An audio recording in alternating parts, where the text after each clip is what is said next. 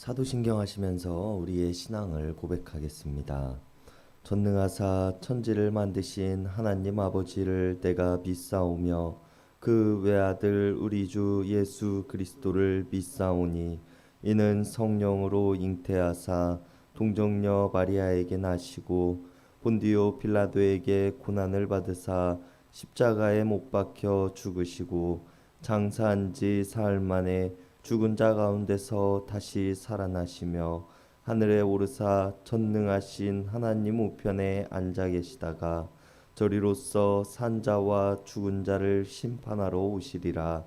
성령을 믿사오며 거룩한 공예와 성도가 서로 교통하는 것과 죄를 사하여 주시는 것과 몸이 다시 사는 것과 영원히 사는 것을 믿사옵나이다. 아멘. 우리 다 함께 찬송가 390장, 통합 찬송가 444장 부르시겠습니다. 찬송가 390장, 통합 찬송가 444장입니다.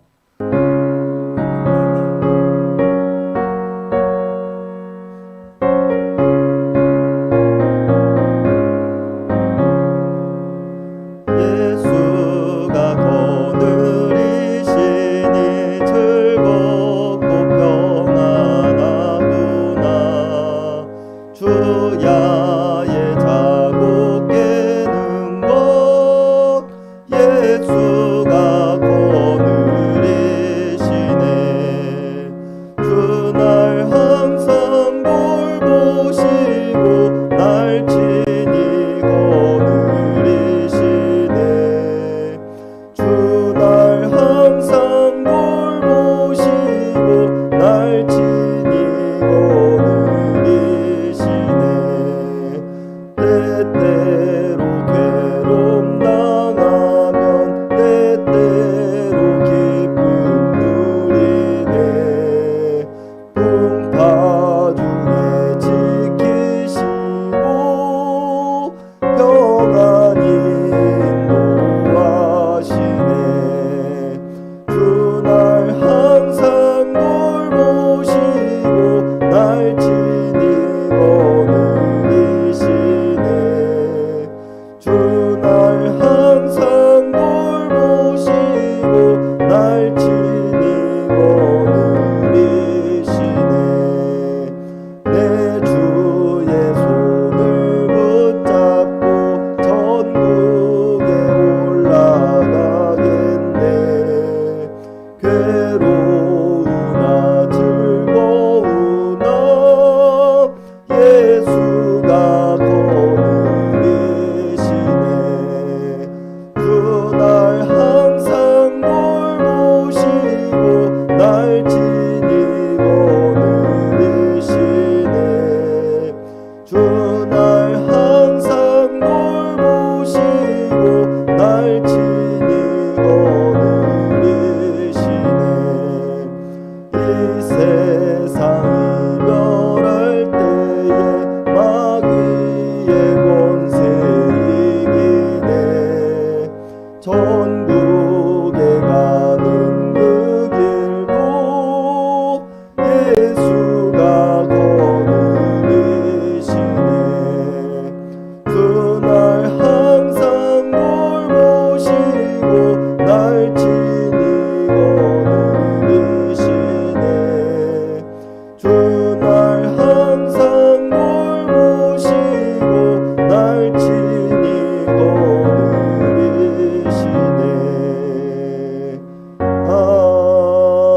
아멘. 오늘 우리에게 주시는 하나님의 말씀은 욥기 34장 1절에서 20절까지의 말씀입니다. 욥기 34장 1절에서 20절까지의 말씀입니다.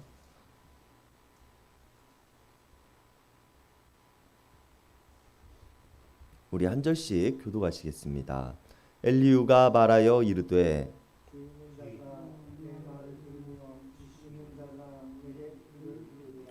입이 음식물의 맛을 분별함 같이 귀가 말을 분별하나니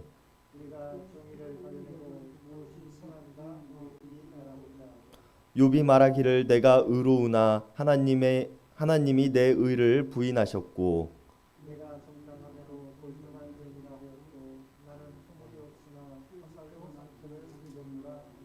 어떤 사람이 욥과 같으랴. 욥이 비방하기를 물 마시듯 하며 악한 일을 하는 자들과 함께가 되어 악인과 함께 다니면서 이르기를 사람이 하나님을 기뻐하나 무익하다 하는구나. 그러므로 너희 진정한 자들아 내 말을 들으라. 하나님은 악을 행하지 아니하시며 전능자는 결코 불의를 행하지 아니하시고 사람의 행위를 따라 갚으사 각각 그의 행위대로 받게 하시나니 진실로 하나님은 악을 행하지 아니하시며 전능자는 공의를 지키지 아니하시느니라. 누가 땅을 그에게 맡겼느냐 누가 온 세상을 그에게 맡겼느냐. 그가 만일 뜻을 정하시고 그의 영과 목숨을 거두실진데 모든 육체가 다 함께 죽으며 사람은 흙으로 돌아가니라. 만일 내가 충격이 껴든 이것을 들으며 내 말씀에 귀를 기울이라. 정의를 미워하시는 이시라면 어찌 그대를 다스리시겠느냐. 의롭고 전능하신 이를 그대가 정죄하겠느냐. 그는 왕이 되라고 무용신이라 하시며 지도자들에게라도 허락하시며 고관을 외모로 대하지 아니하시며 가난한 자들 앞에서 부자의 낯을 세워주지 아니하시나니 이는 그들이 다 그의 손으로 지으신 바가 됨이라. 그들은 한밤중에 순식간에 죽나니 백성은 떨며 사라지고 세력 있는 자도 사람의 손을 빌리지 않고 제거함을 당하느니라. 아멘. 오늘 엘리후는 자신의 말을 시작하면서 욥의 세 친구들을 향하여 먼저 이야기를 꺼냅니다. 그들을 향하여 지혜 있는 자들이라고 표현하기도 하며 지식 있는 자들이라고 표현하기도 합니다. 여러분들은 입이 음식물의 맛을 분별함 같이 귀가 말을 분별하나니 라고 엘리후는 말합니다. 이것을 세번역 성경은 어른들께서는 음식을 맛만 보시고도 그 음식이 좋은 음식인지 아닌지를 아십니다. 그러나 지혜의 말씀을 들으시고는 잘 깨닫지 못하시는 것 같습니다 라고 번역하고 있는데요. 엘리후는 욥의 세 친구들을 향하여 음식을 먹는 것은 좋은 음식인지 아닌지에 대해서 잘 알고 있지만 지혜의 말씀을 듣고는 그것이 진정으로 지혜를 주는 말씀인지 그렇지 않은지에 대해서는 잘 알지 못하는 사람들이라며 비아냥거리고 있는 모습을 보여주고 있습니다. 그리고 이 말을 통하여 우리는 오늘 2절에서 엘리후가 욥의 세 친구들을 향하여서 지혜 있는 자들아 지식 있는 자들아 라고 표현하고 있는 문장은 그들을 진정으로 지혜가 있는 사람들로 생각하거나 지식을 가진 사람들이라고 생각하여서 이렇게 부른다기보다는 진정한 지혜를 가지고 있지 않다고 생각하고 있는 욥의 세 친구들을 향하여 비꼬는 말투로 부르고 있는 모습이라고 우리는 생각해야 합니다. 그리고 이런 엘리후의 교만은 여기서 끝나지 않습니다. 오늘 본문 5절부터 9절은 욥의 세 친구에서 욥으로 화살의 방향이 바뀝니다. 엘리후는 욥이 했던 말들을 다시 한번 되새기며 욥이 말한 것들에 대해 비난하는 모습 또한 보여줍니다. 5절과 6절의 말씀입니다. 욥이 말하기를 내가 의로우나 하나님이 내 의를 부인하셨고 내가 정당함에도 거짓말쟁이라 하셨고 나는 허물이 없으나 화살로 상처를 입었노라. 욥의 주장은 무엇이었습니까? 오늘 본문에 따르면 욥은 하나님께 내가 의로우나 하나님께서는 나의 의를 부인하셨고 내가 정당함에도 거짓말쟁이라고 하셨으며 나는 허물이 없지만 나에게 화살을 쏘심으로 내가 상처를 입었다고 주장하고 있는 것입니다. 나는 무죄하지만 지금 고난을 당하고 있으며 내가 알 수 없는 이유로 인해 어려움 속에 빠져 있노라 라고 이야기를 하고 있는 것인데요.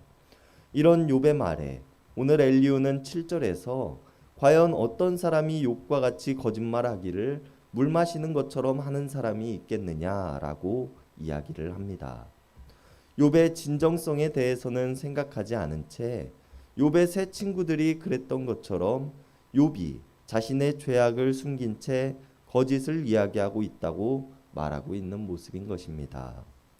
그리고 덧붙여 말하기를 이러한 사람들은 악한 일을 행하는 사람들과 한패로 몰려다니면서 우리가 하나님께 기쁨이 되는 삶을 살아가기는 하지만 하나님께서는 우리를 무익하다라고 말씀하시는구나 라고 떠들어대고 하나님을 비방하기를 좋아하는 사람들이라고 말합니다. 엘리후는 욥이 말하고 있는 것들이 분명한 거짓이라고 생각하였으며 욥이 하고 있는 행동들이 악인의 모습이라고 오늘 생각하고 있는 것입니다. 그리고 엘리후가 이렇게밖에 생각할 수 없었던 이유가 있습니다. 그 이유가 10절에서 드러납니다. 하나님께서는 악을 행하지 아니하시며 전능자는 결코 불의를 행하지 아니하시고 라고 말하고 있는 것이 바로 그것입니다. 엘리후는 하나님께서는 악을 행하지 아니하시는 분이시며 결코 불의를 행하지 아니하시는 분이시라는 것을 확신하고 있었던 사람이었습니다. 이 말이 의미하는 것은 무엇입니까? 욥의 말대로 선한 사람이 고난을 당하는 일이 발생했다면 그것은 하나님께서 선한 사람에게 악을 행한 것이고, 선한 사람이 어려움에 빠져 있다면 이것 또한 하나님께서 선한 사람에게 불의를 행하신 것이라고 엘리후는 말하고 있는 것입니다. 그리고 하나님께서는 절대로 악을 행하시지 아니하시는 분이시며 불의를 행하지 아니하시는 분이시기에 욥이 선한 사람이 아니라 분명한 악인의 모습이 되는 것은 당연한 것이었습니다.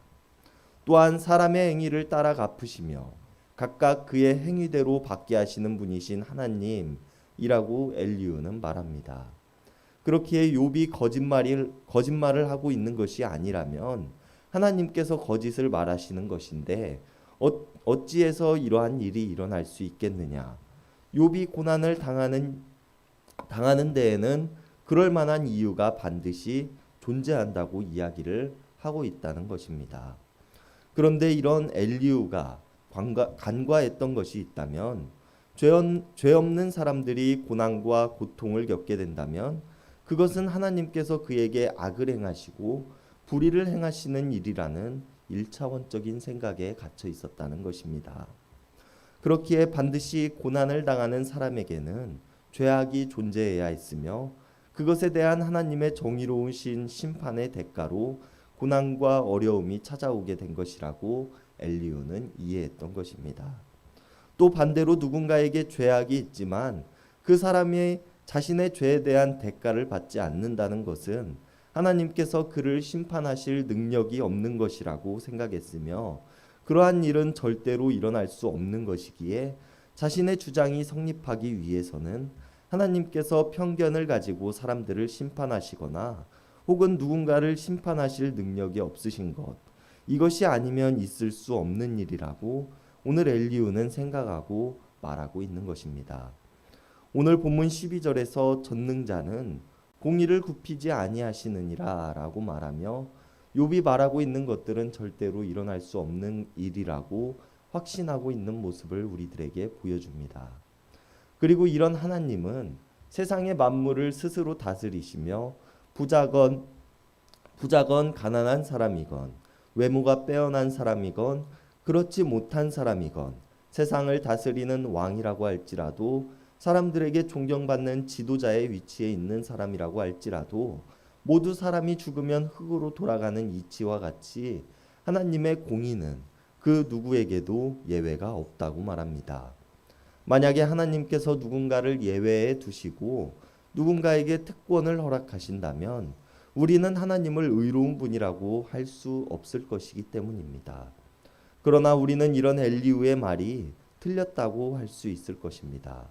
물론 하나님의 공의는 어느 누구에게나 공평하시며 판결하시는 데 있어서 틀림이 없으시고 어느 누구에게라도 특권을 가질 수 없다고 이야기를 하는 엘리후의 말은 맞지만 분명 우리가 성경에서 보듯이 의인인 욥이 고난을 당하기도 하는 모습을 보기도 하고 세상에서 악인이 흥하고 의인이 어려움을 겪는 모습들을 우리들은 분명히 보고 있기 때문입니다.